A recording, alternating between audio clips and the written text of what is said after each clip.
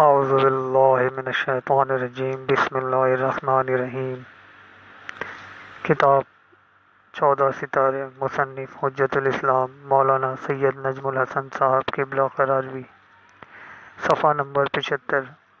کربلا میں جناب فضہ سلام اللہ علیہ کا حضرت زینب سلام اللہ علیہ کو سوار کرنا۔ شہادت حضرت امام حسین علیہ السلام کے بعد جب 11 محرم الحرام کو اہل بیت علیہ السلام کی روانگی کا وقت آیا تو حضرت زینب سلام اللہ علیہ نے تمام مقدورات عصمت اور بچوں کو سوار کرا دیا تھا، لیکن حضرت زینب سلام اللہ علیہ کو ناکے پر سوار کرنے والا کوئی نہ تھا۔ راوی کہتا ہے، اس وقت میں نے دیکھا کہ سیاہ رنگ کی سن رسیدہ کنیز آگے بڑھی اور اس نے حضرت زینب سلام اللہ علیہ کو سوار کیا۔ میں نے لوگوں سے پوچھا کہ یہ کون ہے؟ انہوں نے کہا، یہ فضہ ہے جو حضرت فاطمہ زہرا سلام اللہ علیہ کی کنیز ہے۔ معالی الستین جلد نمبر 2 صفحہ نمبر 45، درسالہ فضہ صفحہ نمبر 13 طبع لاہور۔ دربار شام میں پشت جناب زینب سلام اللہ علیہ جناب فضہ پر تعزیانہ۔ کتب مقاتل میں ہے کہ جناب فضہ واقع کربلا میں امام حسین علیہ السلام کے ساتھ ہی سید الشہداء علیہ السلام جب رخصت آخر کے لیے خیمے میں آئے تھے اور انہوں نے سب کو سلام کیا تھا تو جناب فضہ سلام اللہ علیہ کو بھی سلام کیا تھا اور کہا تھا کہ اے فضہ، میری بہن زینب کا خیال رکھنا۔ چنانچہ وہ ہر محل پر اس اشارے کی طرف متوجہ رہیں۔ خصوصاً اس وقت خاص کردار ادا کیا جبکہ یزید ملعون نے بھرے دربار میں حضرت زینب سلام اللہ علیہ سے کلام کرنا چاہا تھا۔ اس وقت جناب فضہ اڑ آئی تھیں اور یزید ملعون کو اس بدتمیزی میں کامیاب نہیں ہونے دیا تھا، لیکن اس سلسلے میں ایک محل ایسا بھی آ گیا تھا جس میں جناب فضہ کو تعزیانہ کھانا پڑا۔ علامہ محمد علی کاظمی تحریر فرماتے ہیں کہ حضرت زینب سلام اللہ علیہ کو دربار شام میں 30 کنیز اپنے حلقے میں لیے ہوئے تھیں۔ یزید نے اپنے غلام ابو عبیدہ کو حکم دیا کہ ان کنیزوں کو زینب سلام اللہ علیہ کے سامنے سے ہٹا دیں۔ چنانچہ وہ تعزیانہ لے کر آگے بڑھا۔ سب کنیزیں تو ہٹ گئیں، لیکن جناب فضہ سلام اللہ علیہ نے جناب زینب سلام اللہ علیہ کے سامنے سے ہٹنے سے انکار کر دیا۔ ابو عبیدہ نے غصے میں آ کر ایک ایسا تعزیانہ جناب فضہ سلام اللہ علیہ کی پشت پر مارا کہ وہ زمین پر گر پڑی اور چیخ کر کہا، ہائے مصیبت! کیا یہاں کوئی حبشی قوم کا آدمی نہیں ہے جسے غیرت آئے اور تجھ کو اس ظلم کی سزا دے؟ یہ سن کر 60 حبشی غلاموں میں سے جو یزید کے دربار میں موجود تھے ایک آگے بڑھا اور اس نے ابو عبیدہ کو فی النار کر دیا۔ کتاب لسان الواعظین صفحہ نمبر 698۔ جناب فضہ علیہ السلام کی دعا اور بیان واقع شہادت فاطمہ سلام اللہ علیہ۔ علامہ مجلسی علیہ الرحمہ درقہ بن عبداللہ ازدی سے روایت کرتے ہیں کہ وہ کہتا ہے کہ میں ایک مرتبہ حج کو گیا۔ عالم طواف میں ایک عورت کو دیکھا جس کا رنگ گہرا گندمی تھا اور چہرہ نورانی تھا۔ اس کی گفتگو نہایت فصیح تھی اور وہ یہ دعا مانگ رہی تھی، اللہم رب الکعبۃ الحرام، اے کعبہ محترم کے رب، اے کرام الکاتبین کے رب، اے زمزم و مشاعر حرام کے رب، اے محمد صلی اللہ علیہ وآلہ وسلم کے رب، مجھ کو میرے مطہر معصوم سادات اور ان کے مبارک چہروں والے بیٹوں کے ساتھ محشور فرما۔ میں نے دعا کو سن کر یہ سمجھ لیا کہ یہ کوئی محب اہل بیت ہے۔ اس کے بعد میں نے اس کے قریب گیا اور میں نے اس سے پوچھا کہ تو محبان آل محمد میں سے کون ہے؟ اس نے جواب دیا کہ میں حضرت فاطمہ زہرا سلام اللہ علیہا کی کنیز فضہ ہوں۔ میں نے کہا، اے فضہ، میں عرصے سے تمہارے کلام سننے کا شائق ہوں۔ اے بی بی، میں تم سے ایک اہم سوال کرنا چاہتا ہوں۔ تم مہربانی کر کے طواف کے بعد فلاں مقام پر آ جانا، میں وہیں حاضر ہو کر سوال کروں گا۔ چنانچہ وہ آ گئی اور میں بھی حاضر ہو گیا۔ میں نے عرض کی، اے فضہ، مجھے بتاؤ کہ وفات رسول صلی اللہ علیہ وآلہ وسلم کے بعد ان کی بیٹی فاطمہ زہرا سلام اللہ علیہا پر کیا گزری؟ یہ سننا تھا کہ جناب فضہ کی آنکھیں آنسوؤں سے چھلک اٹھیں اور وہ چیخ مار کر روئی اور کہنے لگی، اے ورقہ، تم نے ہمارے غم کو تازہ کر دیا اور ہمارے دل کو زخموں سے بھر دیا۔ اے ورقہ، تم کو کیا بتاؤں کہ سیدہ سلام اللہ علیہا پر کیا گزری؟ اچھا سنو۔ یہ کہہ کر انہوں نے تمام داستان غم دہرائی دی۔ بحار الانوار، جلد نمبر 10، صفحہ نمبر 53، و سفینۃ البحار، جلد نمبر 2، صفحہ نمبر 365۔ عمر بن خطاب اور علمیت فضہ علیہ السلام کا اعتراف۔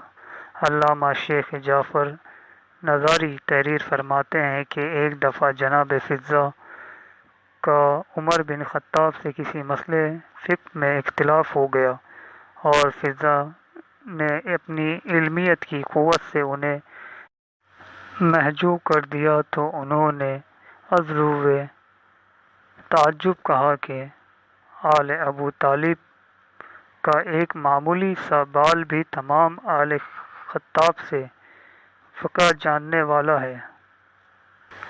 انوار الالویہ، صفحہ نمبر 58۔ جناب فضہ سلام اللہ علیہ اور قرآن مجید۔ ان کے حالات و واقعات سے معلوم ہوتا ہے کہ یہ قرآن مجید کی حافظ تھی، کیونکہ ان کے لیے یہ مسلم ہے کہ انہوں نے 20 سال تک قرآن مجید کی آیات میں کلام کیا تھا۔ علامہ مجلسی بحار الانوار میں اور شیخ عباس قمی سفینۃ البحار میں لکھتے ہیں کہ یہ 20 سال تک قرآن مجید کے علاوہ کچھ بولی ہی نہیں، یعنی جو گفتگو کرتی تھی وہ قرآن مجید کی آیات میں کرتی تھی۔ ظاہر ہے کہ جو سوال و جواب اور اپنی نیچی زندگی کے مقامات تکلم میں بلکہ حیات کی ہر منزل میں صرف قرآن مجید سے گفتگو کر کے اس کے حافظ قرآن ہونے میں کیوں کر شبہ کیا جا سکتا ہے۔ میں مثال کے طور پر ان کے قرآن مجید کی آیات میں کلام کرنے کا ایک واقعہ لکھتا ہوں۔ علامہ حافظ محمد بن علی شہر عشوب المتوفی سن 588 بحوالہ ابوالقاسم قشیری تحریر کرتے ہیں کہ ایک شخص عبداللہ بن مبارک نے بیان کیا کہ میں سفر میں تھا، اتفاقاً اپنے قافلے سے رہ گیا اور جنگل کی طرف نکل گیا۔ میں نے اس جنگل میں ایک عورت کو پریشان حال دیکھا تو میں یہ سمجھا کہ یہ بھی ہماری طرح گم کردہ لا ہیں۔ میں نے اس سے پوچھا، تم کون ہو؟ اس نے جواب دیا، قل سلام فسوف تعلمون، تم سلام کہو، عن قریب جان لوگے۔ میں نے سلام کیا، اب اس جنگل میں پھر کیوں رہی ہو؟ اس نے کہا، من یہدی اللہ فلا مضل لہ، جسے اللہ ہدایت دے اسے کوئی گمراہ نہیں کر سکتا۔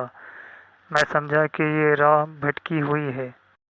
تم جنوں میں سے ہو یا انسانوں میں سے ہو؟ اس نے کہا، یا بنی آدم خذ وعظ ینتکم، اے بنی آدم اپنی زینت کو سنبھالو۔ میں سمجھا کہ اپنا انسان ہونا بتا رہی ہے۔ تم کہاں سے آئی ہو؟ اس نے کہا، تنادون من مکان بعید، وہ دور سے پکار رہے ہیں۔ میں سمجھا کہ بہت دور سے آئی ہے۔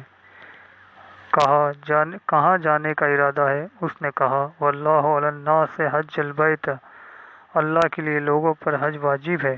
میں سمجھا کہ حج کو جا رہی ہیں۔ تم قافلے سے کب جدا ہوئی ہو؟ اس نے کہا، وَلَقَدْ خَلَقْنَا السَّمَاوَاتِ وَالْأَرْضَ مَنْ فِي ستۃ ایام، ہم نے آسمانوں اور زمین کو 6 دن میں پیدا کیا ہے۔ میں سمجھ گیا کہ 6 دن سے بھٹکی ہوئی ہیں۔ تم کچھ کھانا چاہتی ہو؟ اس نے کہا۔ وما جعلناہم جسدا یاکلون الطعام، ہم نے ان کو جسم قرار دیا، وہ کھانا کھاتے ہیں۔ میں سمجھ گیا کہ کھانا مطلوب ہے۔ کھانا کھلا کر میں نے کہا جلد سوار ہو جاؤ۔ اس نے کہا لا یکلف اللہ نفسا الا وسعہا، اللہ کسی کو اس کی طاقت سے زیادہ تکلیف نہیں دیتا۔ میں سمجھا کہ وہ ایک جانور پر زیادہ بار پسند نہیں کرتی۔ تم میرے ساتھ ایک ہی اونٹ پر بیٹھ جاؤ۔ اس نے کہا لو کان فیہما آلہۃ الا اللہ لفسدتا، اگر زمین و آسمان میں اللہ واحد سے زیادہ خدا ہوتے تو دونوں تباہ ہو جاتے۔ میں سمجھا کہ ایک ساتھ بیٹھنا نہیں چاہتی۔ میں نے اپنی سواری سے اتر کر کہا تم سوار ہو جاؤ۔ چنانچہ سوار ہو کر اس نے کہا سبحان الذی سخر لنا ھذا، پاک ہے وہ خدا جس نے ہمیں اس پر سوار ہونے کا موقع دیا اور اسے ہماری قابو میں کیا۔ جب ہم قافلے میں مل گئے، یعنی اس کا قافلہ مل گیا، تو میں نے پوچھا کہ اس قافلے میں تمہارا کوئی اپنا بھی ہے؟ تو اس نے کہا یا داؤد انا جعلناک خلیفۃ فی الارض وما محمد الا رسول یا یحییٰ خذ الکتاب یا موسیٰ انی انا اللہ۔ میں سمجھ گیا کہ اس کے 4 آدمی ہیں، داؤد اور محمد اور یحییٰ اور موسیٰ۔ چنانچہ میں نے ان کو زور سے پکارا، سب حاضر ہو گئے۔ پھر میں نے پوچھا یہ چاروں تمہارے کون ہیں؟ اس نے کہا المال والبنون زینت الحیات الدنیا، مال اور اولاد زندگانی دنیا کی زینت ہے۔ میں سمجھ گیا کہ یہ چاروں اس کے بیٹے ہیں۔ پھر اس عورت نے یہ آیت پڑھی یا ابتا استاجر عن خیر من استاجرت القوی الامین، یعنی اس نے ان سے کہا کہ اس شخص کو کچھ اجرت دے دو۔ چنانچہ انہوں نے مجھے کچھ مال دیا۔ میں نے اسے کم سمجھ کر کہا کہ اللہ جسے چاہتا ہے دگنا دیتا ہے۔ یہ سن کر انہوں نے مزید اجرت دی۔ پھر میں نے ان سے پوچھا کہ یہ عورت کون ہے اور اس کا کیا نام ہے؟ انہوں نے کہا کہ یہ حضرت بنت رسول صلی اللہ علیہ وآلہ وسلم کی آزاد کردہ کنیز ہے، اس کا نام فضہ ہے اور یہ ہماری ماں ہے۔ یہ 20 سال سے آیات قرآنی کی ذریعے سے بات چیت کرتی ہے۔ مناقب ابن شہر آشوب جلد نمبر 2 صفحہ نمبر 40، والمسترف امام ابشہی جلد نمبر 1 صفحہ نمبر 54۔ جناب فضہ سلام اللہ علیہ کی وفات۔ جناب فضہ کی حضرت فاطمہ سلام اللہ علیہ کی خدمت میں حاضری کا واقعہ اور ان کا سن ولادت و وفات نیز ان کے مدفن کی تاریخ سے سراغ نہیں ملتا، تاہم بروایت خلاصۃ المصائب یہ ہے کہ انہوں نے حضرت زینب سلام اللہ علیہ کی وفات کے تھوڑے عرصے بعد انتقال کیا تھا اور انہی کے قریب شام میں دفن ہوئی تھی۔ جناب فضہ سلام اللہ علیہ کی ایک نواسی کا واقعہ۔ جناب فضہ کے 4 لڑکے اور 1 لڑکی تھی۔ لڑکوں کے نام یہ ہیں داؤد، محمد، یحییٰ اور موسیٰ۔ لڑکی کا نام مسکہ تھا۔ اس لڑکی کی ایک دختر تھی جس کا نام شہرت تھا۔ شہرت ایک دن حج کو جا رہی تھی، راستے میں اس کی سواری تھک کر بیٹھ گئی۔ اس نے آسمان کی طرف منہ کر کے کہا خدایا تو نے مجھے کہیں کا نہ رکھا، اب نہ گھر واپس جا سکتی ہوں نہ مکہ پہنچ سکتی ہوں۔ راوی مالک بن دینار کہتا ہے کہ اس کہنے کے فوراً بعد جنگل کے درختوں سے ایک شخص ایک اونٹنی کی مہار پکڑے ہوئے برآمد ہوا اور اسے بٹھا کر مکہ لے گیا۔ بحار الانوار سفینۃ البحار جلد نمبر 2 صفحہ نمبر 365، مناقب جلد نمبر 2 صفحہ نمبر 30۔